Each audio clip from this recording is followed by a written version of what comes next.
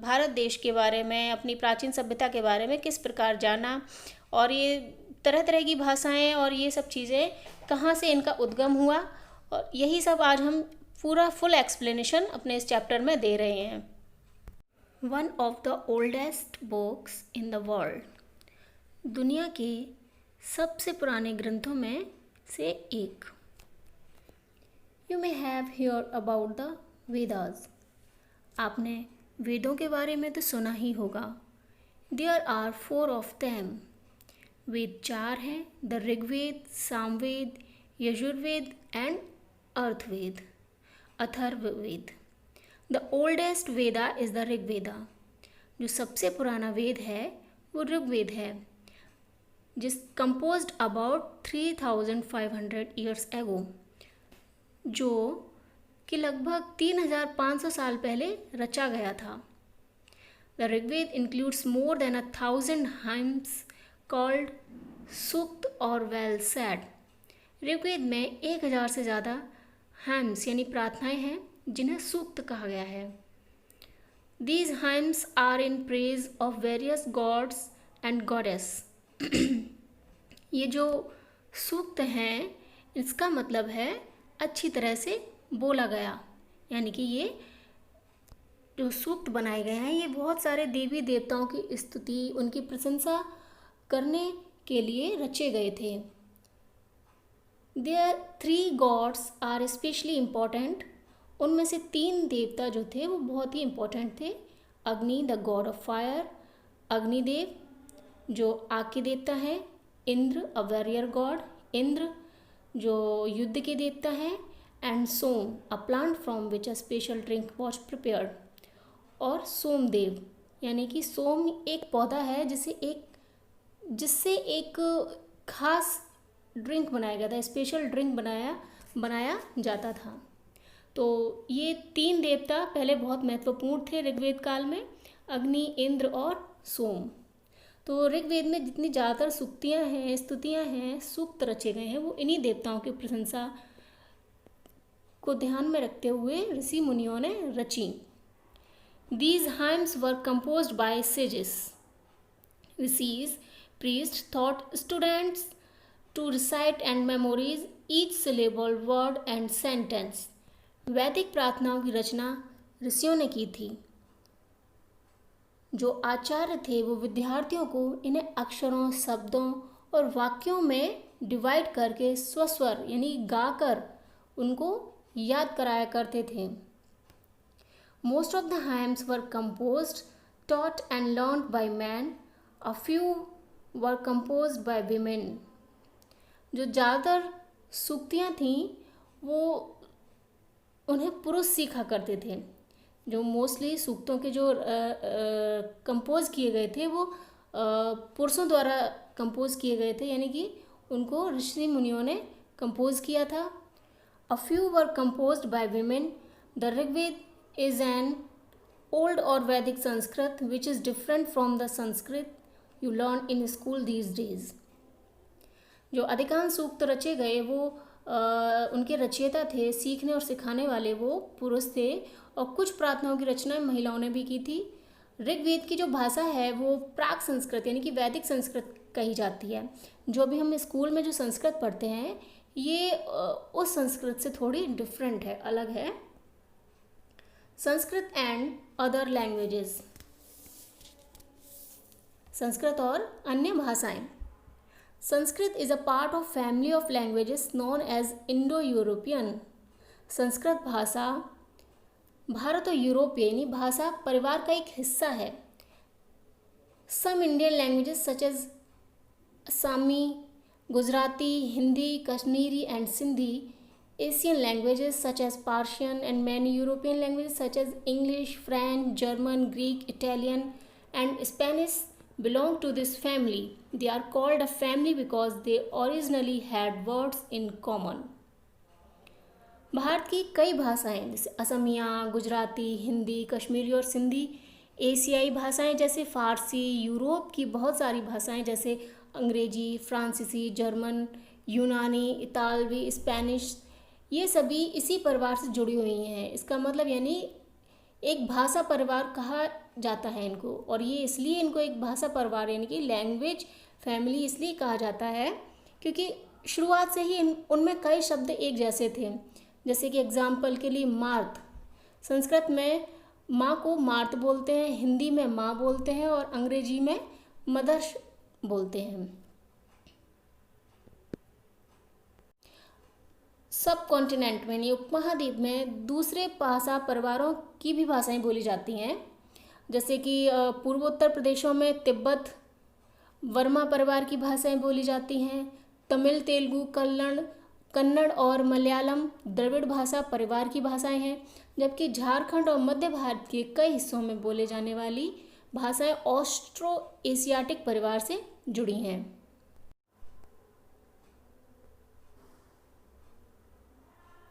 The books we use are written and printed. The Rigved was recited and heard rather than read. It was written down several centuries after it was first composed and printed less than 200 years ago.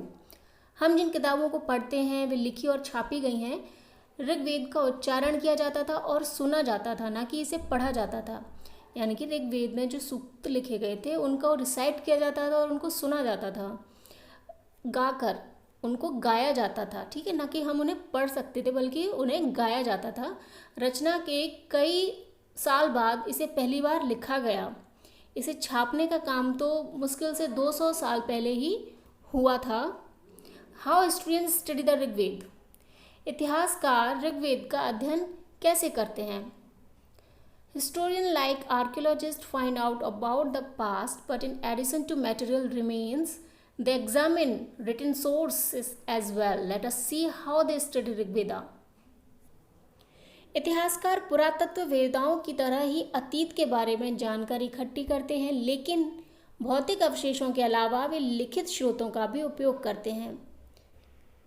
ये ऋग्वेद की एक पांडुलिपि का एक पन्ना है जो कि बुर्ज वृक्ष की छाल पर लिखा गया है। ये पांडुलिपि कश्मीर में पाई गई थी।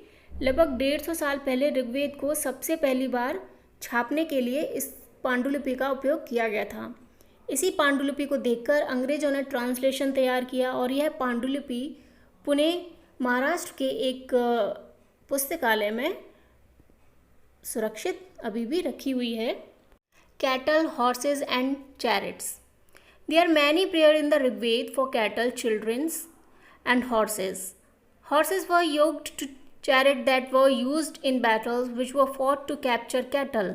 Battles were also fought for land which was important for pasture and for growing hardy crops that ripened quickly, such as barley. Some battles were fought for water and to capture people.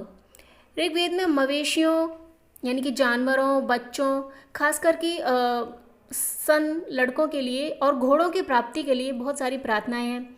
घोड़ों को लड़ाई में रथ खींचने के काम में लाया जाता था। इन लड़ाइयों में मवेशी जीत कर लाए जाते थे।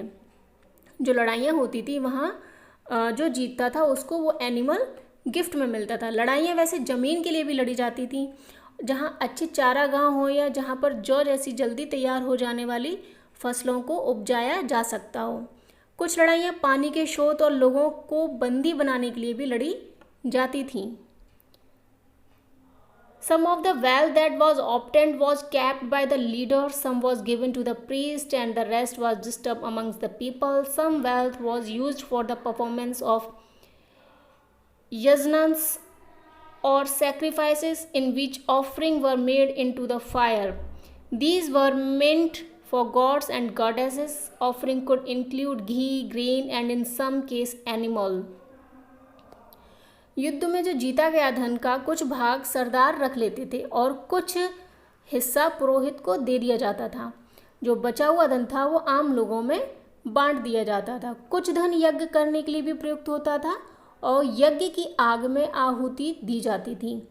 ये आहुतियाँ देवी देवताओं को दी जाती थी। घी, अनाज और कभी कभी जानवरों को भी आहुति दी जाती थी। जानवरों की भी आहुति दी जाती थी, यानी उनकी बलि दी जाती थी।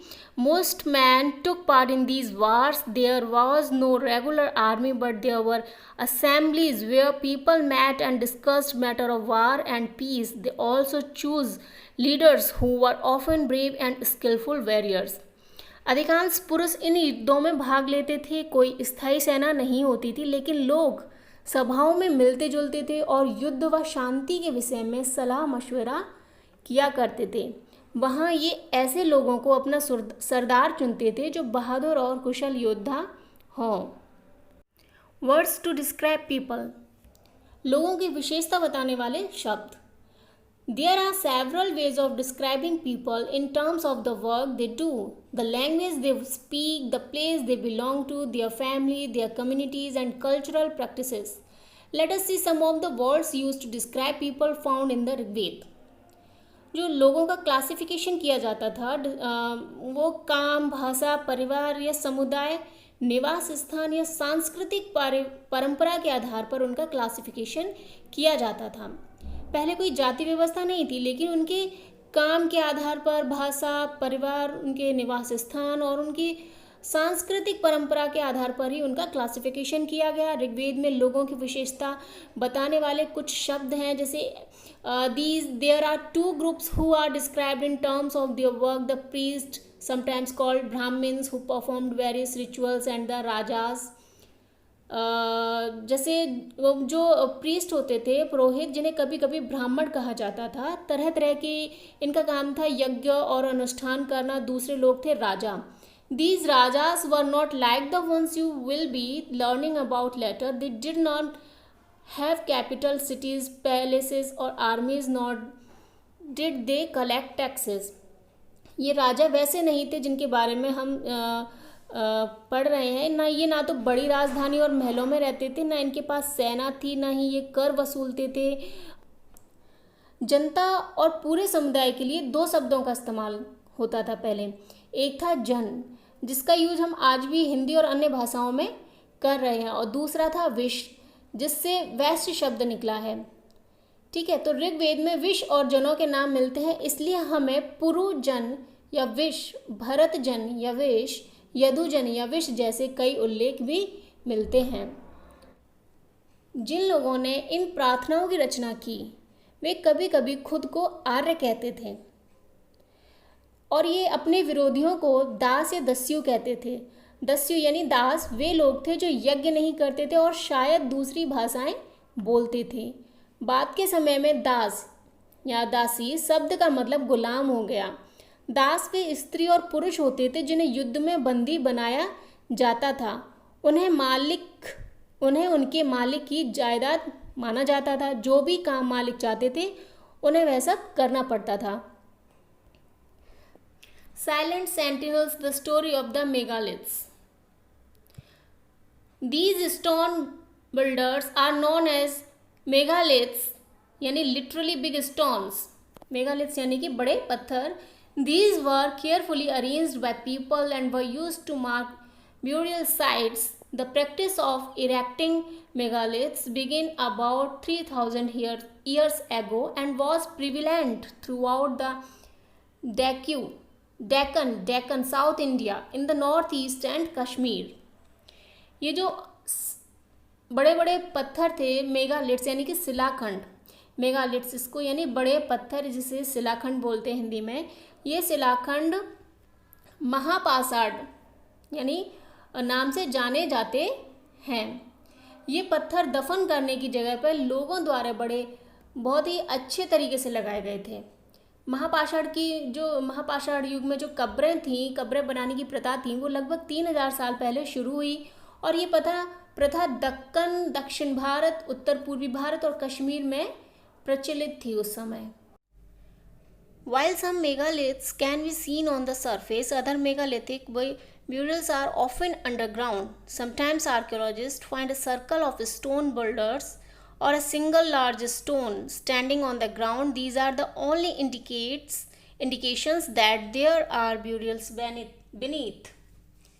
यानी कि महापाषाण जो हमारे आर्कियोलॉजिस्ट थे उनको ये पत्थर गोलाकार सजाए हुए पत्थर मिले। तो कई बार उन्होंने इनको मतलब स्टैंडिंग पोजीशन में पाया, तो कहीं ये ज़मीन के नीचे कब्रों में पड़े हुए थे।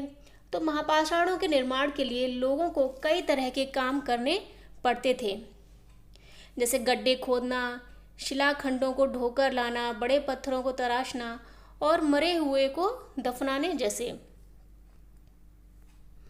All these burials have some common features. Generally, the dead were buried with distinctive pots, which are called black and red ware. Also found are tools and weapons of iron and sometimes skeletons of horses, horse equipment and ornaments of stone and gold. इन सभी कब्रों में कुछ similarities हैं, समानताएं हैं, जैसे कि मृतकों को खास किस्म के मिट्टी के बर्तनों के साथ दफनाया जाना, जिन्हें काले लाल मिट्टी के बर्तन जैसे ब्लैक एंड रेड वेयर के नाम से जाना जाता है। इनके साथ ही कई सारे लोहे के औजार, हथियार, घोड़ों के कंकाल और सामान तथा पत्थर और सोने के गहने भी इन कब्रों के साथ मिले हैं।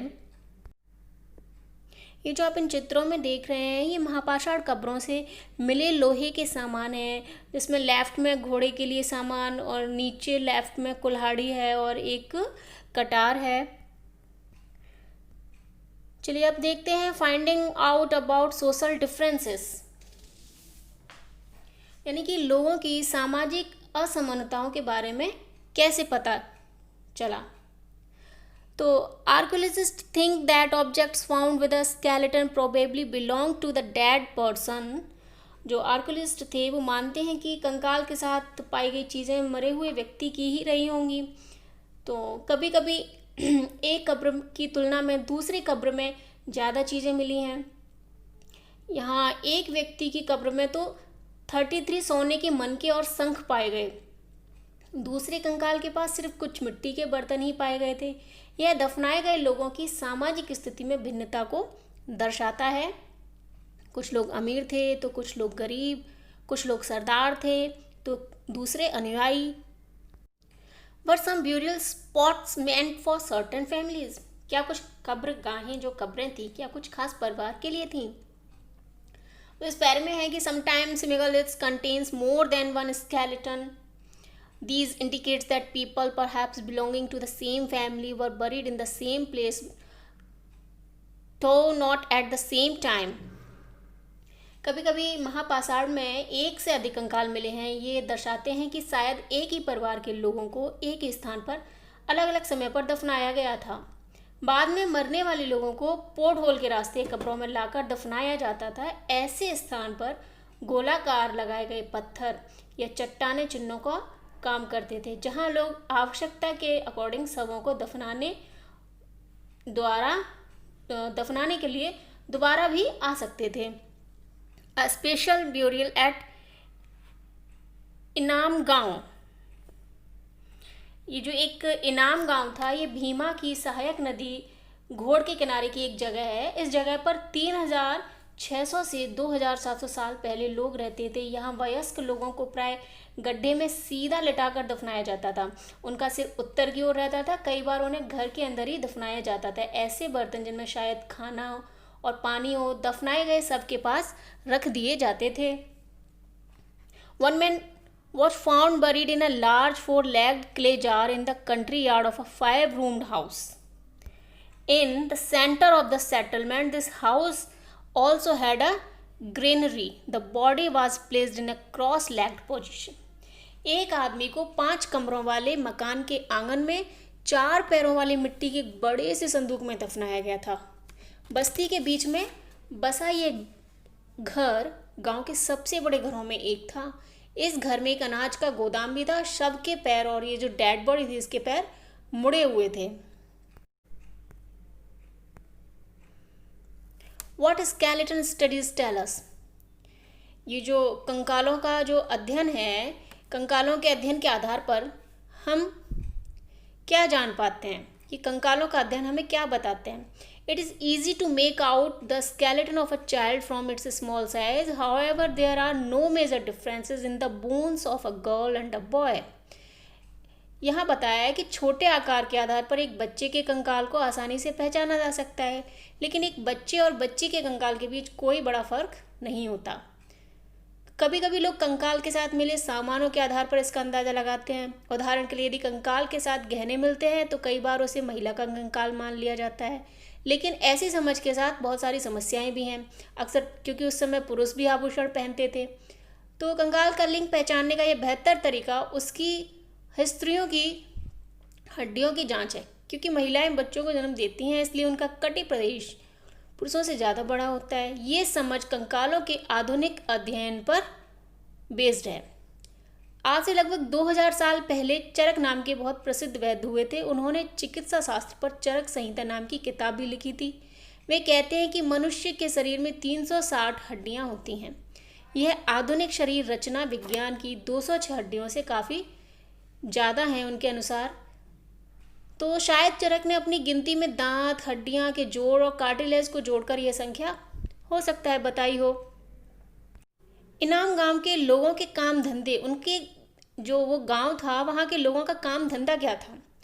तो अकॉर्डिंग टू आर्कियोलॉजिस्ट वहाँ के जो लोग थे वो गेहूँ, जो चावल, दाल, बाजरा, मटर और तिल के बीज मिले हैं। वहाँ पुरातत्वविदों को, आर्कियोलॉजिस्ट को गेहूँ, जो चावल, दाल, बाजरा, मटर और तिल के बीज मिले हैं। तो कई जानवरों की हड्डियाँ भी मिली हैं। कई हड्डियों पर काटने के निशान से ये अंदाज़ा होता है कि लोग इन्हें खाते होंगे। गाय, बैल, भैंस, बकरी, भेड़, कुत्ता, घोड़ा, गधा, सूअर, सांबर, चितकबरा, हिरण, कृष्ण, मर्ग, खरहा, नेवला, चिड़ियाँ, घड़ियाल, कछुआ, केकड़ा और मछली की हड्डियाँ भी पाई गई हैं। ऐसे प्रूफ मिले हैं कि बेर, आंवला, जामुन, खजूर और कई तरह की रसभरियाँ एकत्रित वहाँ की जाती थीं।